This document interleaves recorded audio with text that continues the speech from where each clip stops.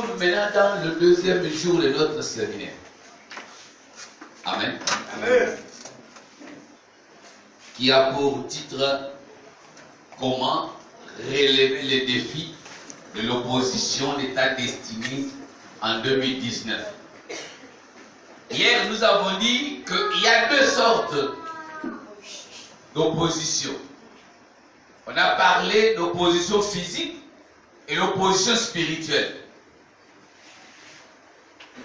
Et aujourd'hui et hier, je vous ai donné beaucoup d'exemples, parmi tant d'autres, et l'opposition.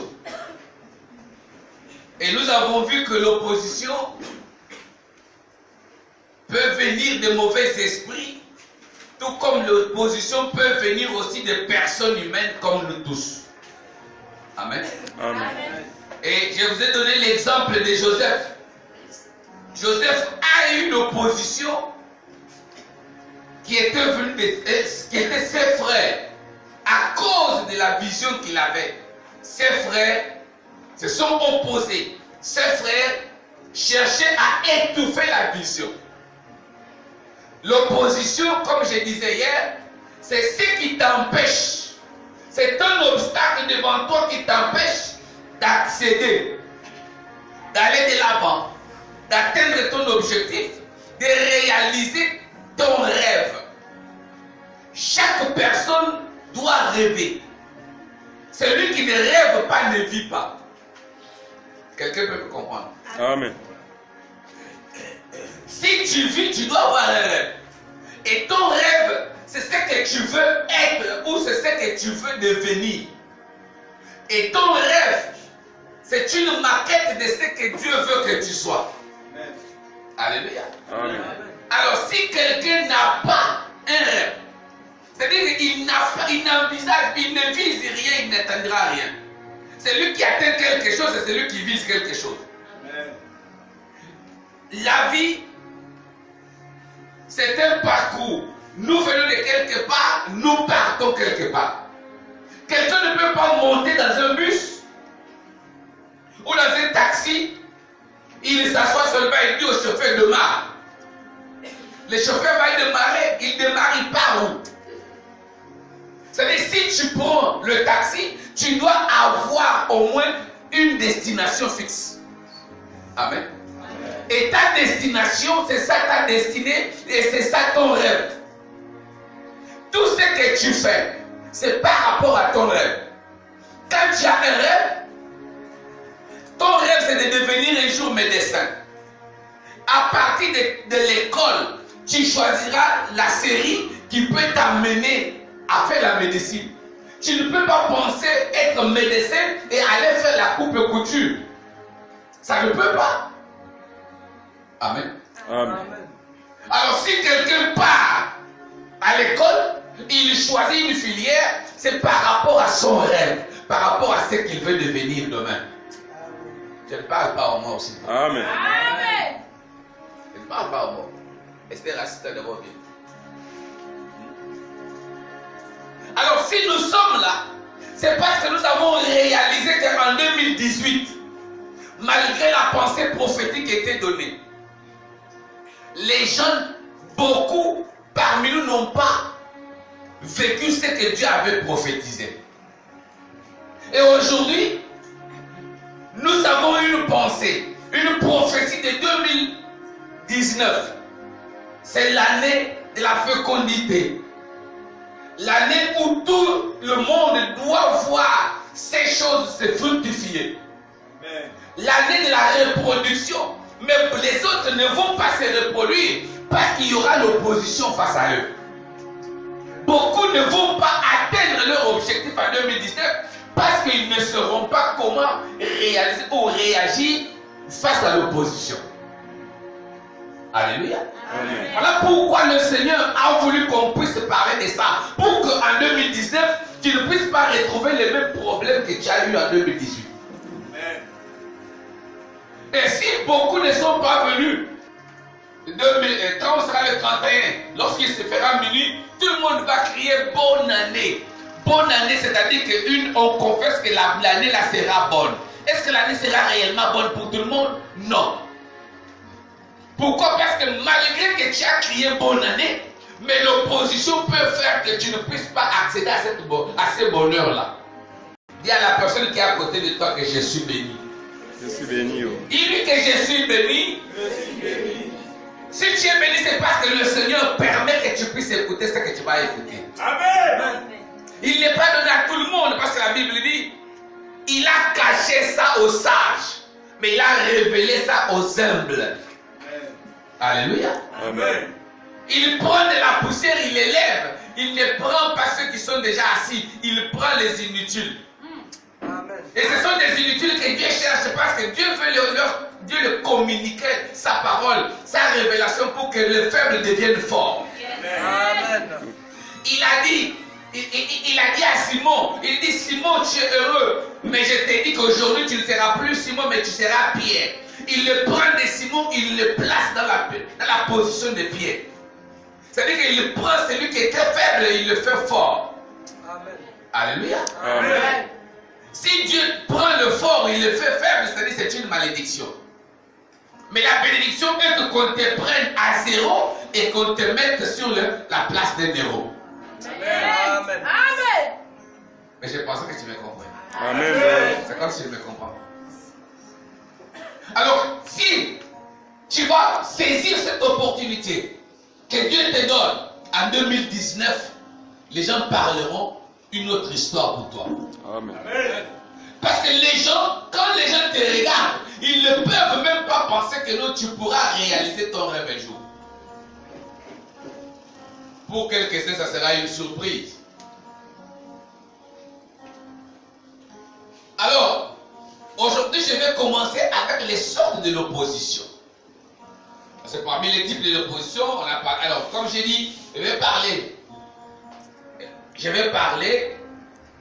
de l'opposition spirituelle et physique en même moment. Parce qu'il y a deux fois, dans la même chose, dans la même opposition, on trouve des spirituels et des physiques. Bien-aimé, je prends d'abord ma Bible. C'est-à-dire que je vais te dire une chose. Ce qui t'arrive, tu n'es pas la première personne à vivre ça.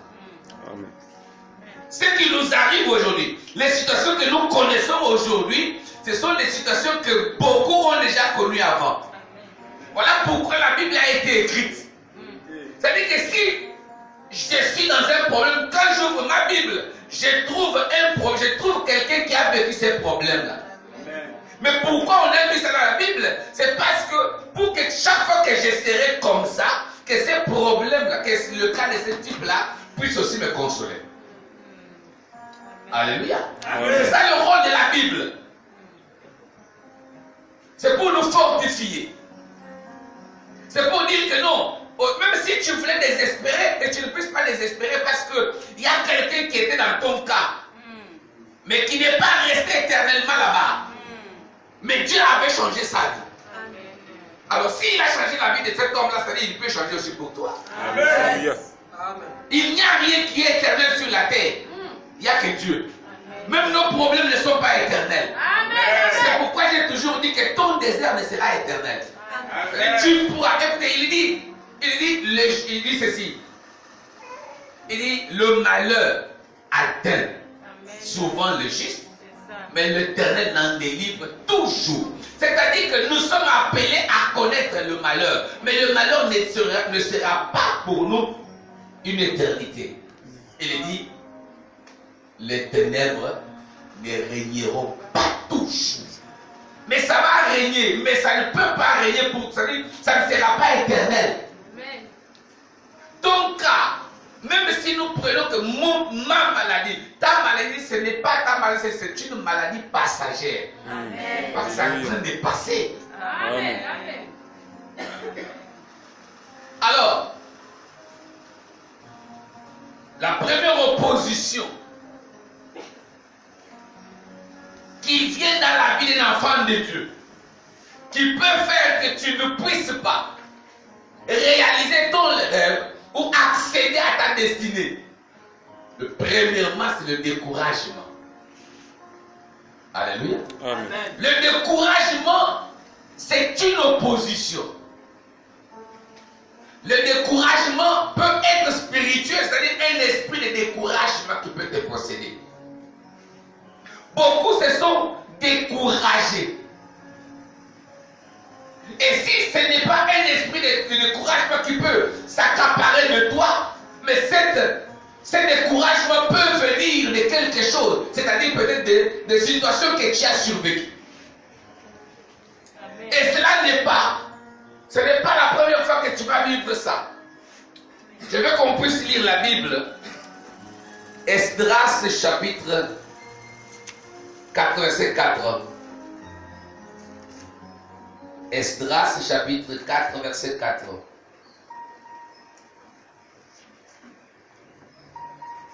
La Bible dit ceci. Alors les gens du pays découragèrent le peuple de Juda. Ils l'intimidèrent pour l'empêcher de bâtir. Alléluia. Amen. Nous pouvons nous asseoir. Ici on dit ceci. Esdras a reçu le mandat d'aller rebâtir le temple de l'Éternel. Il est parti pour rebâtir le temple. C'est-à-dire il est parti avec une vision. Il avait une vision, il avait un rêve. Son rêve c'était de rebâtir le temple.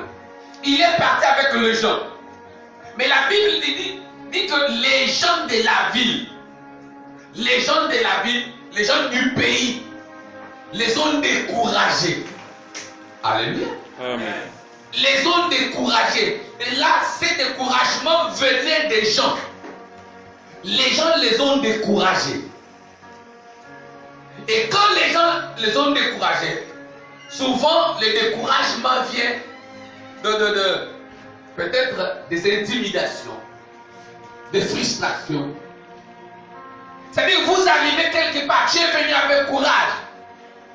Il y a beaucoup de gens, même dans les églises, tu arrives dans une église ou tu arrives quelque part, tu as courage, tu as envie vraiment de faire. Mais quand tu arrives, les gens que tu trouves sur place commencent à te décourager. C'est ça. Et dès que tu te laisses décourager, même si l'esprit sait que tu avais envie de faire, tu ne le feras plus. Voilà l'échec total. Combien ont raté leur rêve à cause de découragement? L'autre cause qui peut faire que le découragement arrive, c'est l'échec. Parce que tu as tenté une fois, tu as échoué, deux fois tu as échoué, tu te décourages. Beaucoup ont laissé, ils ont arrêté le cours, ils ont arrêté de poursuivre leur rêve. Pourquoi? Parce qu'il a échoué le bac 3 fois. Oh non, quand j'ai fait première fois, j'ai échoué. Deuxième, j'ai échoué. Troisième, j'ai échoué. Je me suis découragé. Tu t'es découragé, pourquoi? Parce que tu as fait cette fois dans l'échec. L'échec, c'est ce qui a amené le découragement. Et quand tu abandonnes, toi qui avais un rêve de devenir médecin, dès que tu arrêtes, tu te décourages, tu arrêtes le cours, tu arrêtes la formation, tu abandonnes l'école, comment est-ce que tu seras médecin? Alléluia. Amen. Dites-moi, comment est-ce que tu seras médecin si tu as arrêté, tu t'es découragé? Quelqu'un me comprend? Amen. Non. Le découragement, c'est une arme efficace. Une arme de l'ennemi pour nous empêcher d'aller de l'avant. Le découragement. Nous sommes dans le combat à relever les défis. Parce que le découragement, toi, c'est un défi que tu dois relever. Amen. Alléluia. Amen. Le découragement amène même à la dépression. Tellement que tu es découragé, vraiment, tu es abattu et tu seras déprimé. Le découragement. Et quand moi je regarde dans le dictionnaire, on me dit que le découragement, c'est la perte de courage, la perte d'énergie, la démoralisation. Quelqu'un qui est découragé, il est démoralisé. C'est-à-dire que quand on parle de démoralisation, c'est quoi? Au revoir. Le moral, tout ça. Quelqu'un pareil, il peut commettre même des bêtises. Alléluia. Il y a des fois les découragements qui peuvent venir de l'esprit mauvais. Il y a ce que nous appelons l'esprit de découragement. Chaque fois que tu t'engages dans une situation, tu t'engages à faire quelque chose, il y a des idées qui t'arrivent pour te décourager. Tu t'es lancé, mais les idées commandent. Ça, c'est-à-dire qu'il n'y a pas quelqu'un, il n'y a personne qui te dicte ça, mais ce sont des choses qui viennent dans tes pensées. Amen. Quand le découragement vient des choses que les gens te font, tu peux te déplacer. Mais si c'est un esprit qui agit en toi, même si tu quittes ici, tu pars en Mouida, tu seras toujours possédé par cet esprit-là. Amen. Alléluia. Amen. Les découragements. Et je vais te dire une chose, que le découragement est contagieux. Ça se contamine. C'est comme le sommeil. Le sommeil est contagieux. Qui c'est ça? Vous savez pas ça? Regardez. Fais une expérience. Tu t'assois. Il y a quelqu'un en face de toi. Bon, maintenant, lui commence à somnoler. Tu vas te retrouver en train de somnoler sans le savoir. Ça se communique. Si tu es avec, même à l'église là, tu as quelqu'un qui est à côté de toi, quand il somnole, il fait ça. Après un moment, tu vas sentir les yeux qui commencent à peser. Mais tu as déjà fait quelque chose. Même les découragements, quand tu as, voilà pourquoi, lorsque Dieu dit à Gédéon, il dit à Gédéon que le peuple que tu as est trop grand pour que je puisse vous donner la victoire. Il dit, la première chose à faire, enlève le peureux, ceux-là qui peuvent vous décourager. Parce que si toi tu as envie d'aller loin, mais il y a quelqu'un, si tu te laisses influencer par celui qui est découragé, tu seras découragé. Il y a des gens qui ont le ministère de découragement. C'est-à-dire, dès qu'ils tombent, même le peu de courage qui t'est resté là, ça part. Parce qu'il va te montrer le danger le plus énorme que tu ne connais même pas. Il va te montrer toutes tes faiblesses. Tu oses, et toi, tu sais que tu peux. Pardon, ma soeur, pardon. C'est pas grave, pour l'amour de Dieu. Je te dis, c'est-à-dire, alors, tout ça, donc, directement, tu te. On dit, est-ce que tu as l'argent même? Tu te dis, est-ce que tu as l'argent? On commence à te montrer que non, tu n'es rien. On commence à te montrer que non, tu n'as rien. On commence à te montrer que non, ça, ce n'est pas pour toi.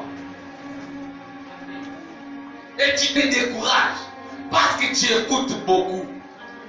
Écoutez, celui qui a un rêve n'écoute pas n'importe qui.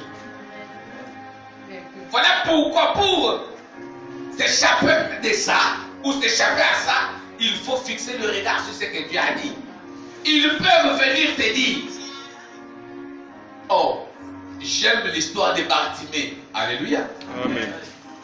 La Bible dit que Bartimée avait un rêve. Le rêve de Bartimée, c'était que non, que Jésus puisse le guérir. Il a commencé à crier. La Bible dit que la foule l'étouffait, la foule le décourageait. Ah, laisse. Tu ne vois pas qu'il ne veut pas t'écouter. Ah, laisse le bruit. Toi, tu penses que non, il n'a qu'à faire avec toi. Toi, là, d'abord, quand tu te regardes, est-ce qu'il peut te regarder? Mais il ne sait pas laisser influencer par ce qu'il disait. Mais si c'était toi, combien ont abandonné ce qu'ils avaient comme rêve à cause de ce que les gens, parce que les gens ont dit. Et vous parlez, vous marchez toujours, on a dit. On a dit quand les autres, qui a dit? On a dit. Et plus tu écoutes les paroles de la négativité, et tu seras découragé. Alléluia. Amen. Ce qui appelle le découragement, c'est ce que vous entendez. On va te montrer ta faiblesse. On viendra te montrer. Ah, toi là, comme tu es là, toi tu penses que toi tu peux accéder. Frère, ton rêve reste ton rêve. Vous savez, aujourd'hui, je peux me réjouir parce que au moins je suis ce que mon rêve disait. Voilà pourquoi j'ai telle sorte. Parce que même quand, la Bible dit, même quand Néhémie est venu pour bâtir Jérusalem, il a eu aussi les gens qui cherchaient à le décourager. Mais Esdras ne s'est même pas laissé. Il a toujours continué et il a fait ce qu'il avait prévu de faire. La Bible dit que espionner le pays de Canaan. Ils sont revenus, ils étaient 12.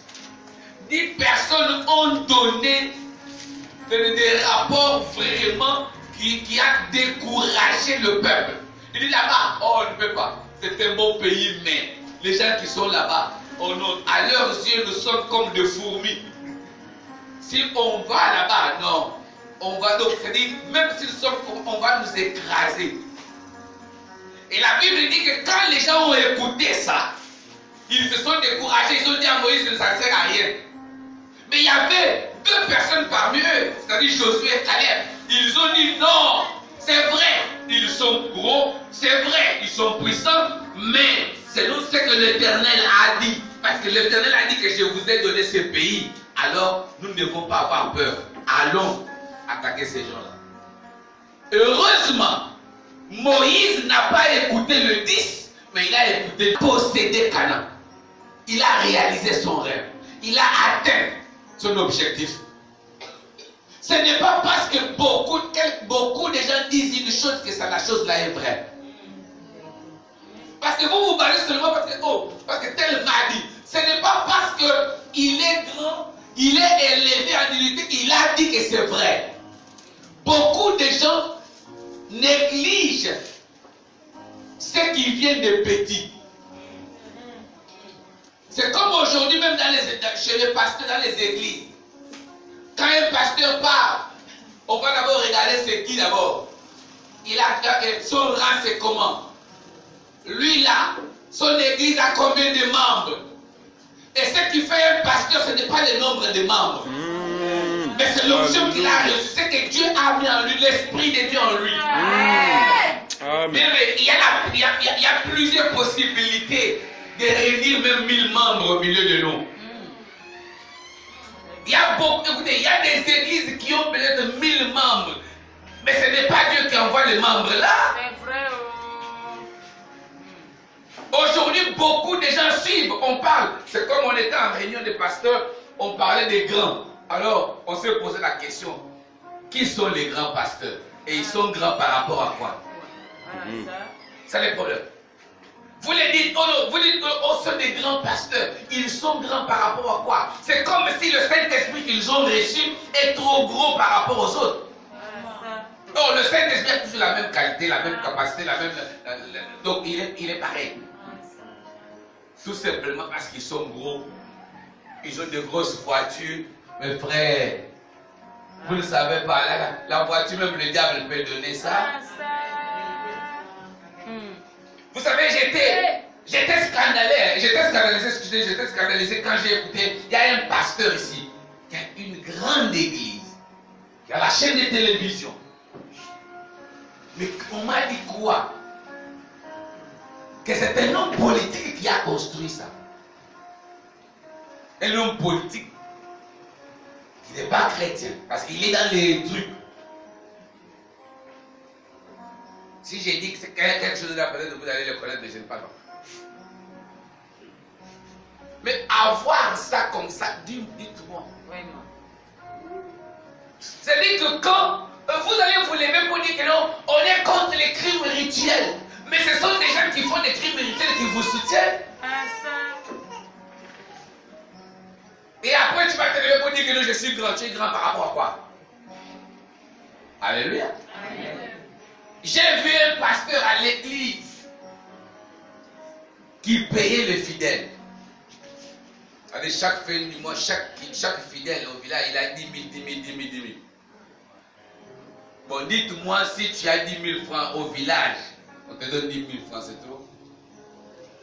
Alors posez-nous la question, il donne, et quand il donne, c'est dans toutes les paroisses, mais lui, il reçoit l'argent où? Oh non, il est sénateur. Ah, pasteur sénateur, je comprends. Alléluia. Amen. C'est ça le problème. Et comme quand ça vient à lui là, qui a dit? C'est elle. Comme lui est élevé, tout ce qu'il dit est vrai. Alors qu'il peut être élevé, mais ce qu'il dit n'est pas vrai. Et n'oubliez pas que ce sont des élevés là qui étouffent et qui découragent toujours ceux qui cherchent aussi à monter. Amen. C'est lui qui est en bas peut t'aider, peut te donner des conseils pour que, parce que lui aussi veut monter. Mais celui qui est déjà là-bas, les pharaons, les héros ne peuvent pas accepter que les autres viennent aussi s'asseoir sur le trône avec eux. Voilà pourquoi il y a des gens. C'est pourquoi il faut être trop prudent. Écoutez, quand tu as ton rêve, d'abord, tu as ton rêve, ne dis pas ça à n'importe qui. Parce que quand quelqu'un reste ton rêve, moi j'ai vu beaucoup de femmes, ils sont arrivés même à se séparer à cause de ce qu'on leur a dit. Mais tu ne sais pas que non, lui là, il te donne, il te décourage, parce que lui veut prendre aussi ta place. C'est-à-dire qu'il faut discerner. Alléluia. Le découragement, frère, sœur, le découragement est contagieux. Donc, il faut faire attention. Ne t'associe pas avec ceux qui sont découragés. Ni ceux qui ont le ministère de découragement, ni ceux qui sont habités par l'esprit de découragement. Parce que même parce qu'il y a des gens, tu es venu, il y a beaucoup de gens qui disent, hein, tu viens avec ta joie, tu viens avec ton l'engouement, tu arrives au milieu, tu les trouves, même le feu que tu avais amené là, ça s'éteint. Il y a beaucoup de gens comme ça. Tu es venu vraiment avec joie, tu es venu avec mon... Pour toi, tu dis quand j'arrive, mais tu arrives, tu trouves que tout le monde est là-bas. Quand tu veux dire, frère, tu vas voir toi. Demande d'abord, tu te regardes, nous te demande. On était aussi comme toi. Ici, là. Ici. Ah, laisse. Ici. Toi, tu veux faire ici. Déjà, quand on te dit ici, là, c'est pour réveiller ta conscience. Ici, tu dis ici. Il y a quoi? Alors, directement, ce que tu voulais faire, tu t'arrêtes d'abord. Il dit, je vais d'abord vérifier. C'est pourquoi vous entendez beaucoup de gens, oh, je vais d'abord observer. Tu observes pourquoi? Non, parce que dans l'observation, et tu peux te décourager, c'est fini. Alléluia. Amen. Mais comment est-ce qu'il faut vaincre le découragement? Lisons un verset biblique. Josué chapitre 1 verset 9. Quelqu'un peut lire? Josué chapitre 1 verset 9 rapidement. Je lis la parole de Dieu dans Josué chapitre 1 verset 9 au nom de Jésus. Amen. Ne t'ai-je pas donné cet ordre? Fortifie-toi et prends courage. Ne t'effraie point et ne t'épouvante point, car l'Éternel ton Dieu est avec toi dans tout ce que tu entreprendras. Amen. Amen. Pour vaincre le découragement, il faut rester positif. Alléluia. Il faut rester positif et motivé. Parce que Dieu donne l'ordre. Il dit, ne t'effraie pas. Il dit, ne t'ai-je pas donné l'ordre. Il dit quoi? Dieu a dit quoi? On vient de lire. Qu'est-ce que Dieu a dit? Fortifie-toi et prends courage. On se fortifie dans sa parole. On doit, bien aimé, si tu veux vaincre le découragement, reste confiant. Amen. Reste confiant. Fixe ton regard sur Dieu et non sur les hommes. Amen. Alléluia. Il dit, ne te décourage pas. Il dit, ne t'effraie pas. Ne te tourmente pas. Parce que l'Éternel, ton Dieu, est avec toi. Voilà ce qui peut faire que tu ne puisses pas te décourager. Même si les gens peuvent te montrer tes faiblesses, tes tes incapacités, mais dis-leur que moi, mon espoir vient de celui qui est avec moi. Amen. C'est-à-dire, si c'était moi là, j'allais déjà abandonner. Mais à cause de celui qui est avec moi, je ne peux pas abandonner. Alléluia. Amen. Il dit, fortifie-toi et prends courage. Sœur, tu peux lire Ésaïe chapitre 42, verset 4. Découragera point et ne se relâchera point jusqu'à ce qu'il ait établi la justice sur la terre et que les îles espèrent en sa loi. Amen. Ici, ça c'est une prophétie messianique. Ça c'est, on parle de Jésus. Il dit, il ne va pas se décourager. Quel que soit ce qu'il va rencontrer, il ne va pas se décourager. Il va persévérer. Si tu veux vaincre le découragement, il faut persévérer. Amen. Il faut persévérer. On dit qu'il ne va pas s'arrêter jusqu'à ce qu'il va réaliser sa mission. Et nous voyons que non, même Esdras, malgré le découragement, mais la Bible dit qu'il a fini par construire le peuple. Ils ont rebâti les temples, ils ont rebâti Jérusalem. C'est-à-dire qu'ils n'ont pas cédé au découragement. Un enfant de Dieu ne doit pas fixer son regard sur ce qui est dit, mais sur ce que Dieu lui a dit. Amen. Frère, il dit, quand on dit sois confiant, c'est-à-dire qu'il faut te faire confiance. Tu te fais confiance, pourquoi? Parce que tu connais celui qui est avec toi. David dit, même quand je traverse la vallée de l'ombre de la mort, je ne crains pas. Pourquoi? Parce que je sais que tu es avec moi. Voilà l'encouragement de David. C'est le fait de reconnaître que Jésus était avec lui. Frère, si tu es réellement enfant de Dieu, tu sais que Jésus est avec toi. Tu ne dois pas désespérer, tu ne dois pas te décourager. Quel que soit ce que tu peux rencontrer comme obstacle devant toi, ce que tu peux trouver comme découragement, mais compte sur Jésus-Christ. Sois confiant. Dis-toi que non, celui qui m'a dit qu'il est avec moi ne ment pas. Il ne ment pas. S'il dit qu'il est avec moi, c'est-à-dire qu'il est avec moi. Amen. Mais frère, nous faisons des fois, c'est comme si nous doutons même de la présence de Jésus-Christ avec nous. Et à ce temps-là, on cesse d'être chrétien. Alléluia. Amen. Sois toujours motivé. C'est-à-dire, il y a un mot, je peux prendre comme le bambou de Chine. Il faut être comme le bambou de Chine. Le bambou de Chine, quelle que soit la manière que vous allez couper, les bambous de Chine vont toujours pousser. Ils ne se découragent pas que non, on nous coupe beaucoup. Non, ça pousse toujours. C'est ça la confiance là. Un enfant de Dieu, celui qui a l'esprit de l'Éternel, il ne désespère pas. Ce ne sont pas les choses que tu vas rencontrer qui peuvent faire que tu puisses abandonner ton rêve. J'ai toujours dit une chose, que les difficultés ne sont pas synonymes de la disqualification. Non. Tu peux rencontrer des difficultés, mais cela ne peut pas t'amener à renoncer à ton rêve. Parce que ton rêve ne vient pas de toi, ton rêve vient de Dieu.